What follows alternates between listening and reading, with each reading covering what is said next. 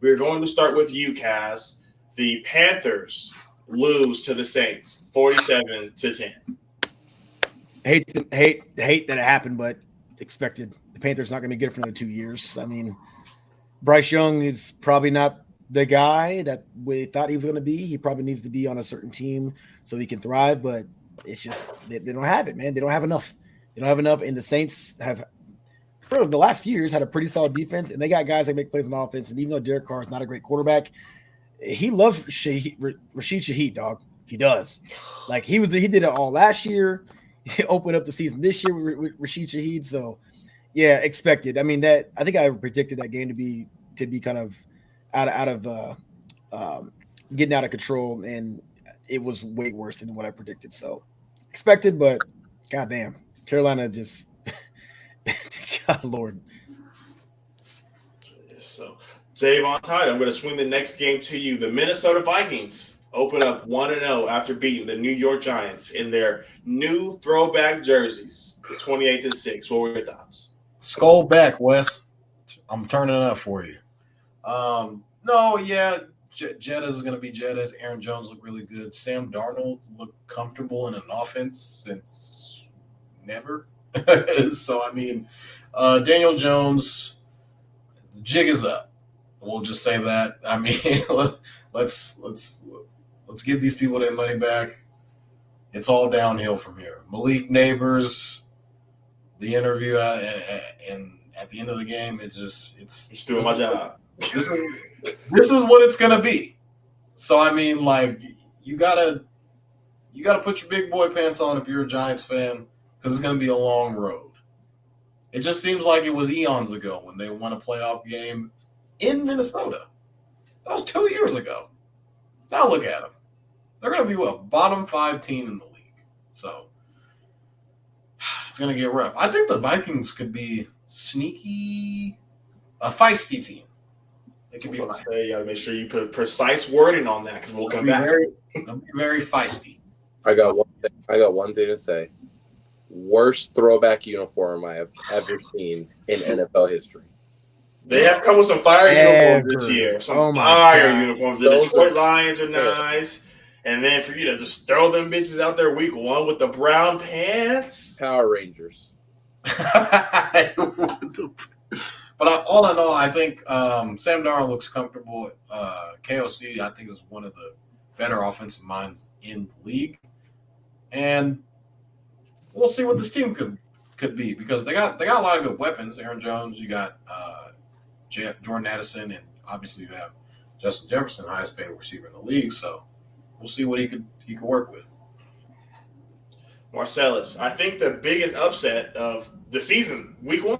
The New England Patriots beat the Bengals 16-10. I'm not surprised. The Bengals start off every season horrible. Like that wasn't a shocker to me.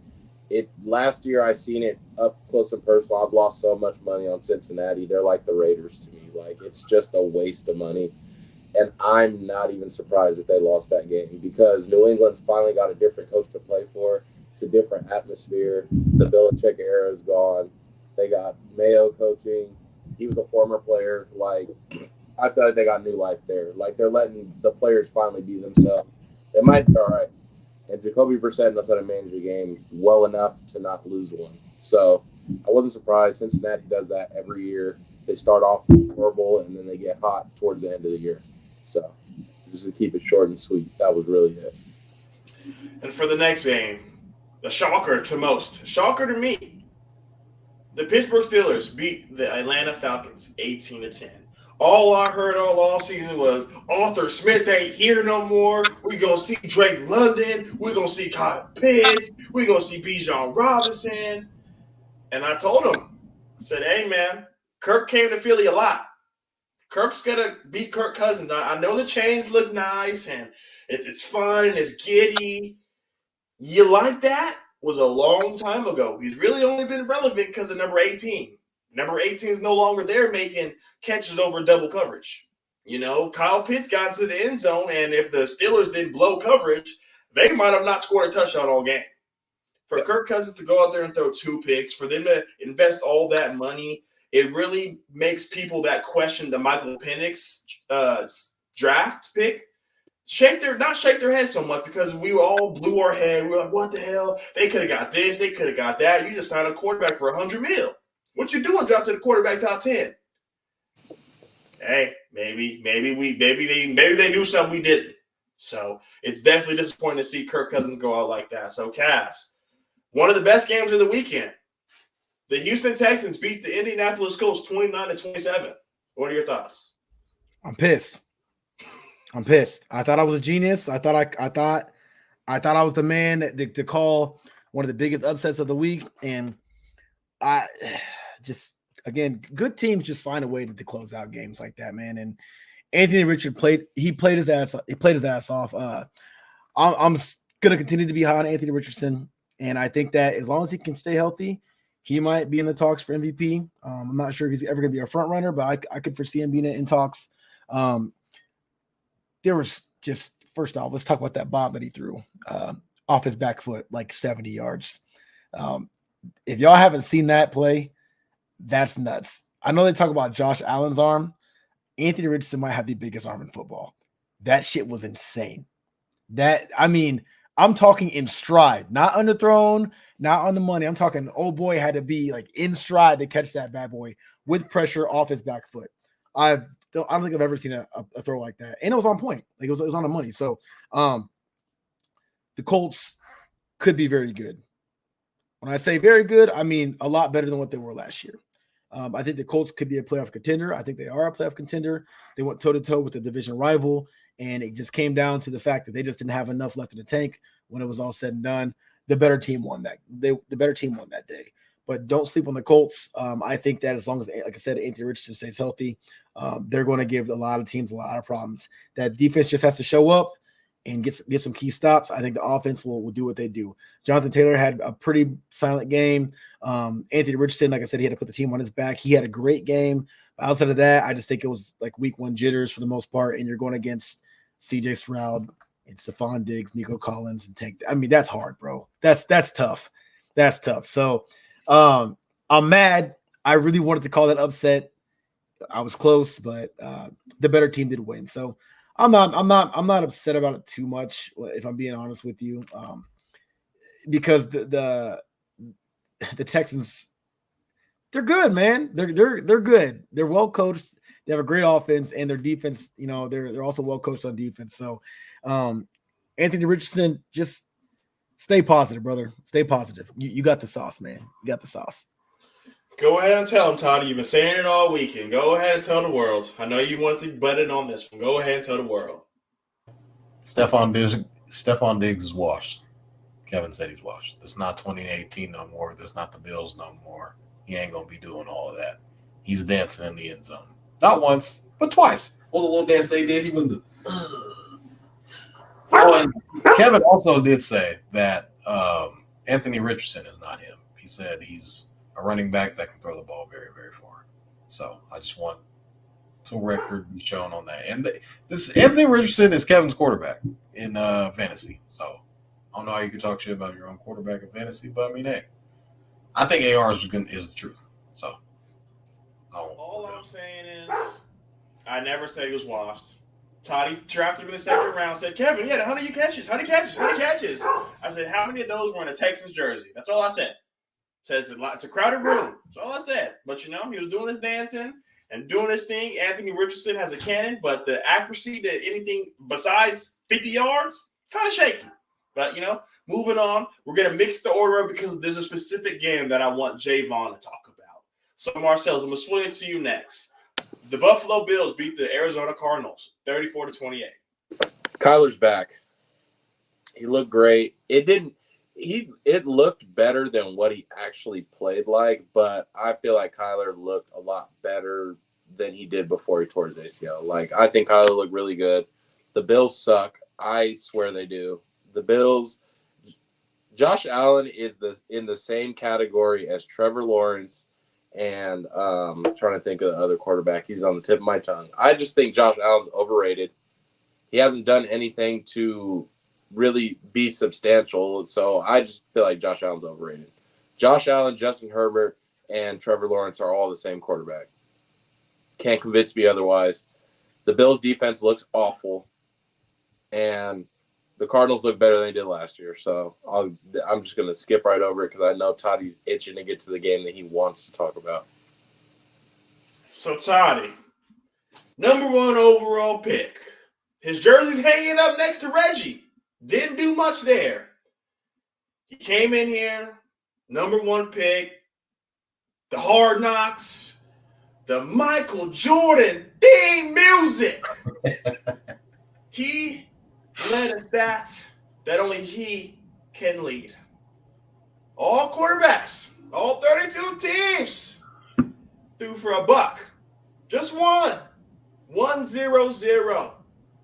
And Caleb Williams couldn't do that.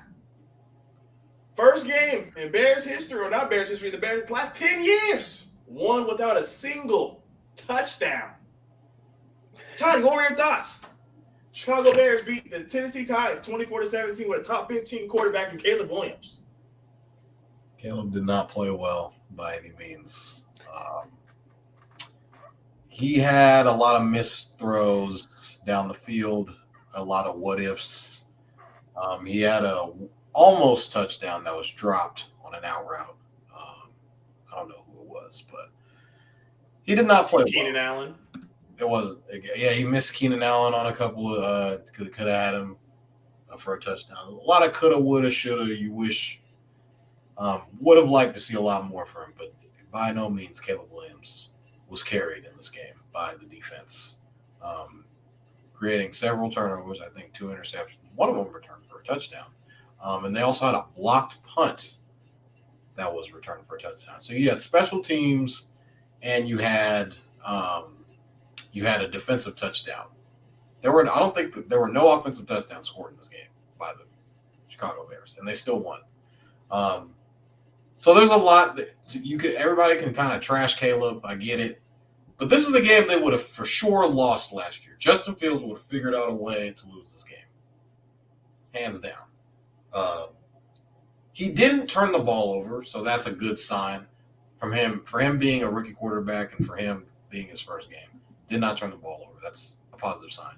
He needs to not dance around in the pocket. That shit ain't just good.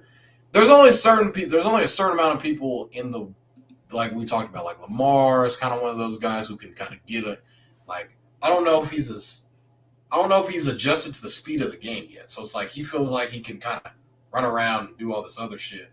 And there's Jeffrey Simmons dragging you down by one arm. Like, he's one of the best defensive tackles in the league. So I think he needs to adjust to the speed of the game. It seemed kind of way too fast for him. I do still believe he's a top 15 quarterback. It's going to take a lot more film because he doesn't have that much film proving that he is. Marcellus is kind of tilting his head. I've said since we even had my cousin on, Michael Walker. I said that he was a top 15 quarterback. He laughed at me dead in my face. I said after his junior year, he's top 15 quarterback in today's NFL. So this is fresh off the Heisman year. So he's got to play way better. He did not play. He stunk yesterday. It was really bad. And if it weren't for Will Levis giving up the ass yesterday, the Titans should have won the game. My man had to get on all knees and said, "Damn it!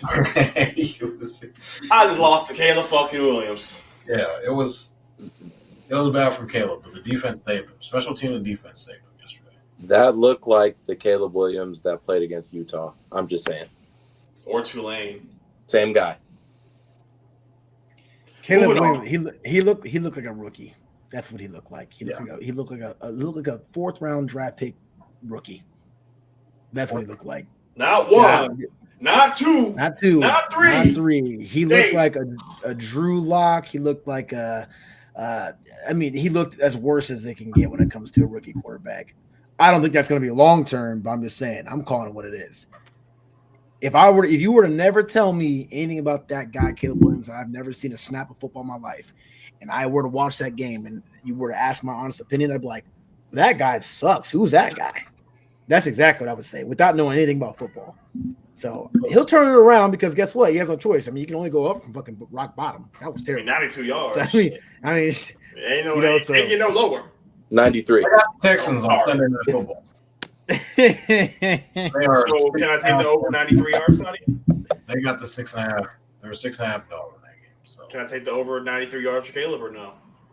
it's not gonna be. It's not gonna be 93 yards. But, yeah. Moving on to the next game of the weekend, we have the Miami Dolphins beating the Jacksonville Jaguars. Before this game started, there was so much commotion with Tyreek Hill. We're not going to get into that, but when I saw that incident, I went to DraftKings and I said, Tyreek Hill anytime. It's coming. It's coming. And you know, that first half, I said, damn, first game, I'm about to lose my parlay. They're not even going to hit the 1 o'clock games. You know, they came out there and Trevor Lawrence let him down a couple times. Tua was looking like Tua. Jalen Waddle was really consistent in this game, and then Tua was missing bombs. I heard the announcer said, how do you overthrow Tyreek Hill? Like, yeah, you could throw it pretty far, but to outthrow him is kind of insane because he'll go get it. So for them to kind of come out and be choppy, and it really came down to their defense. Jalen Ramsey was all over the field. Tank Bigsby, I don't know his name. Came in Bigsby. I would have thought Travis Etienne didn't exist. He was carrying that pill. They were doing big, and then I think the whole game changed when Travis Etienne fumbles. You know, when Jaevon Holland was able to make him fumble, and they went down and scored and tied the game up, and the Jags had a chance. But unfortunately, the Jags are going to jag, and they got too hot. They were sweating down their neck, down their legs. But I will give Toddy credit. I mean, he's not the only person in the world who said it. Stevie Wonder could have said it. Brian Thomas Jr. is legit. Toddy's going to say he's wide receiver 1. Forget Everett Ingram. Forget Christian Kirk. He's wide receiver 1, Kevin. They don't take him for no reason. I said Christian Kirk's still there, and it was hard to see him. But, you know, Brian Thomas Jr. That's all I'm saying. Yeah, I got him on a fantasy team. I'm a believer.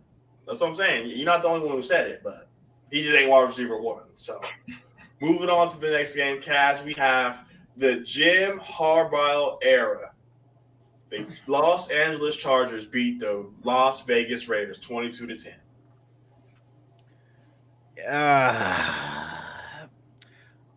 That game turned out the way it was supposed to turn out. I mean, it's like what? First off, J.K. Dobbins apparently is still him.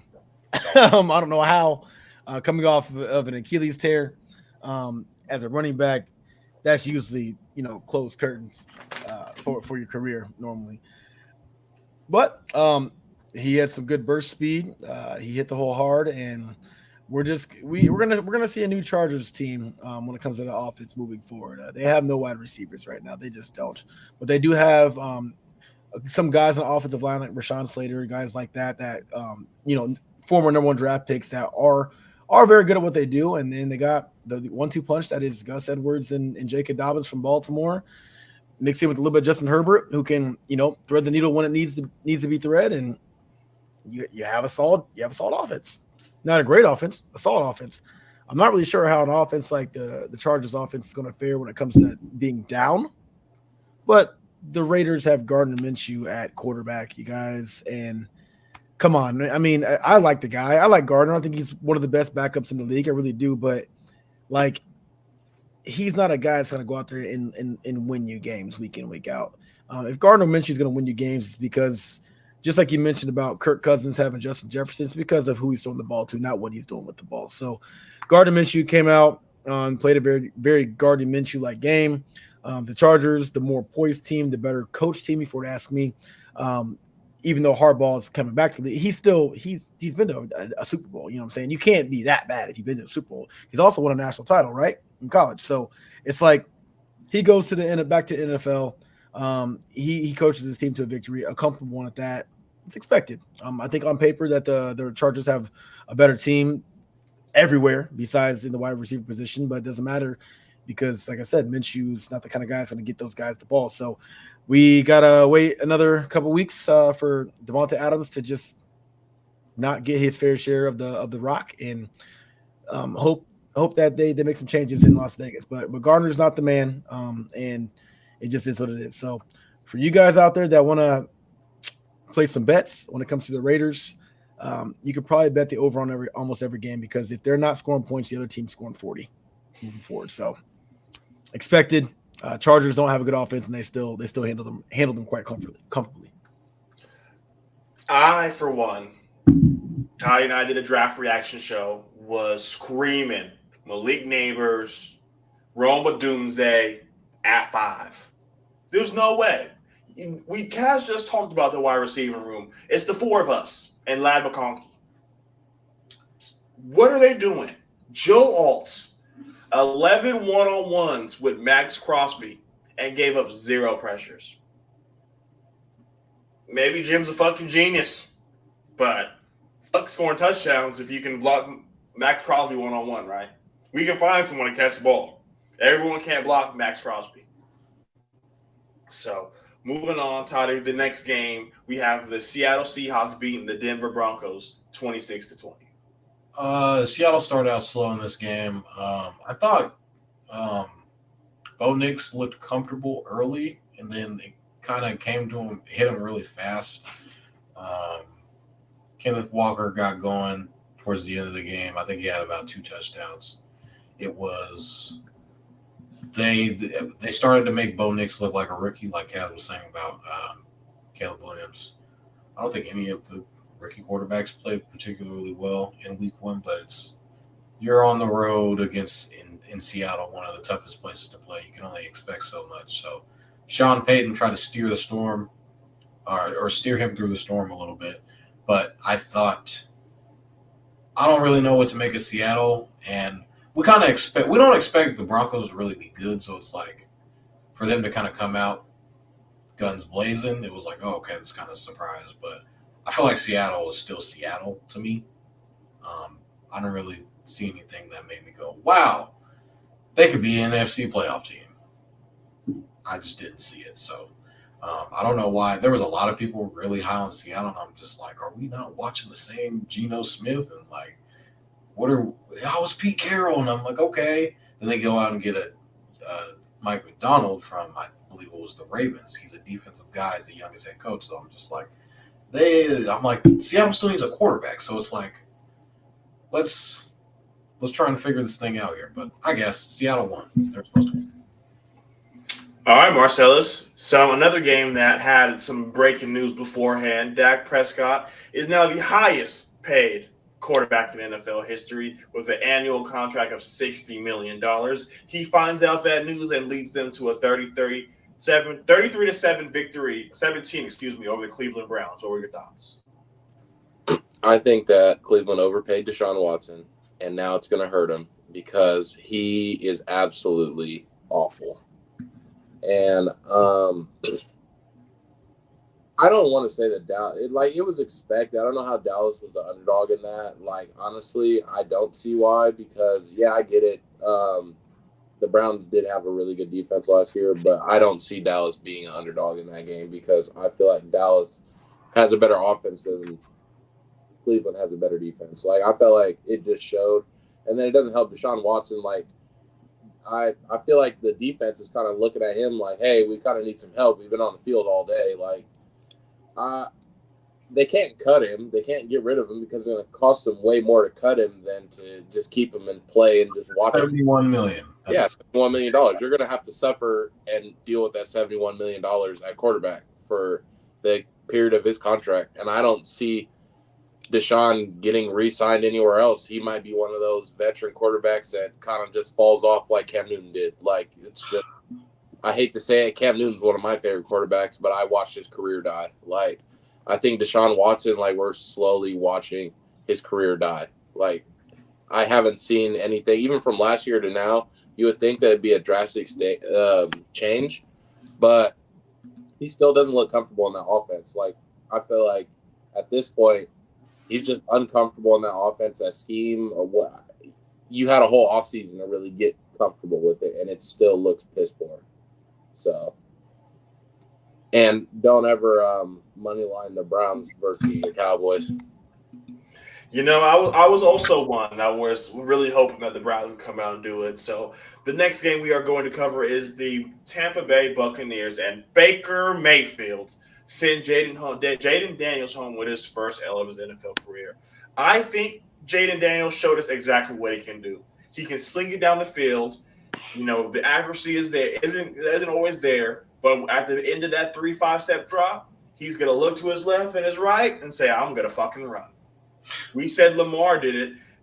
20 more yards, he would have had 100 yards. For him to have 88 yards and 16 carries goes to show that he might only throw the ball 24 times a game, but he's going to run it 15 times. So to see them kind of have that dual threat quarterback really made you wonder, like, damn, did we waste our money getting Austin Eckler? We have our second running back.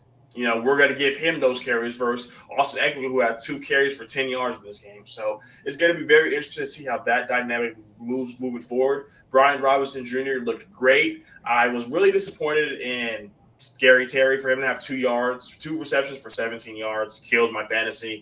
So that really hurt. But Baker Mayfield, 24 for 30, and he threw for 289 yards and 4 touchdowns. We are seeing Baker Mayfield do his thing. We were just talking about in the segment prior about Deshaun Watson. They gave up Baker Mayfield because they needed a grown man in the locker room.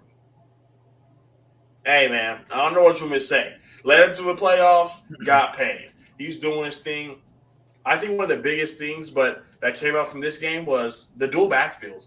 Rachaad White did his thing last year. He was a high running back in fantasy. But you know what? Bucky did his thing. 9 attempts for 62 yards, and Todd's gonna say, "Yeah, Kevin, Baltimore University. I got Bucky in the 5th round. Fuck with me." You know, Toddy, you had him on your bench for a reason, so you can't sit here and say you know all. I got Saquon and Alvin Kamara on my team, so I mean, hey, you got a flex that had 1 point. Go ahead and tell me what your flex is, Toddy. We know ball on the side.